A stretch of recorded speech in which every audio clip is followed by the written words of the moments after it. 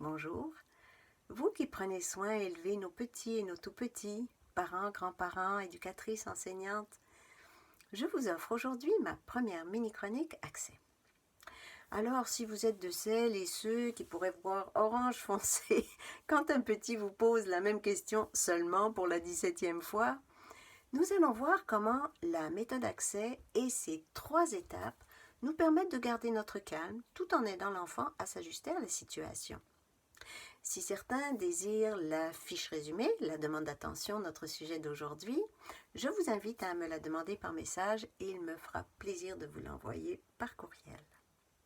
Je me présente Rosine Deschênes, consultante en petite enfance, auteure et créatrice de la méthode Accès présentée dans le livre « Guider les enfants vers l'autodiscipline ». Alors, prenons un exemple courant à la maison. Maman fait de la cuisine. Aujourd'hui, elle roule des pâtes à tarte. Elle a les mains pleines de farine. Et son enfant lui demande à répétition de lui raconter une histoire. Si elle s'impatiente comme ça, voyons, tu vois que je suis occupée, attends un petit peu, elle risque fort que la 18e demande se fasse en se roulant par terre. Et même si elle dit gentiment, tu vois, je suis occupée, attends un petit peu, ça ne fait pas forcément l'affaire de l'enfant. Pourquoi? Parce que il n'a pas été entendu. Derrière ces questions, ces demandes à répétition, non, ce n'est pas un caprice. Non, ce n'est pas pour vous embêter. Derrière ces demandes à répétition, il y a l'expression d'un besoin très important chez les petits jusqu'à 3 ans et pour certains enfants un peu plus tard. Ce besoin, c'est « dis-moi que tu es disponible ».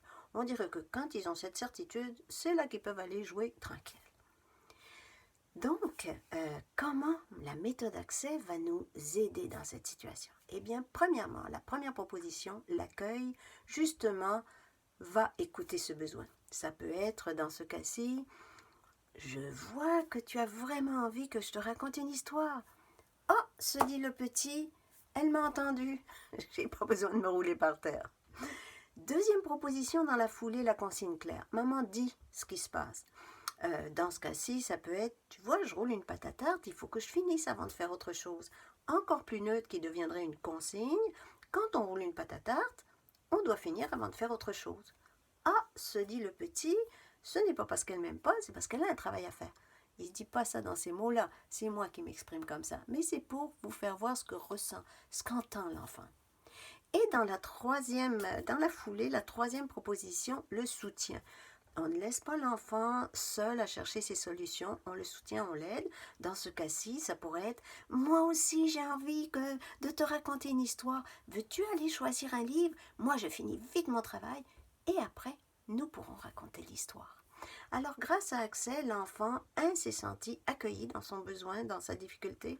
2, il s'est fait dire qu'est-ce qui se passait, il s'est fait dire la consigne. Et troisièmement, eh bien, il a été soutenu pour s'ajuster à la situation. Si vous avez aimé cette mini-chronique, ne vous gênez pas de liker et de partager. Et je vous dis à la prochaine. Sans oublier qu'en éducation, être bienveillant, c'est gagnant.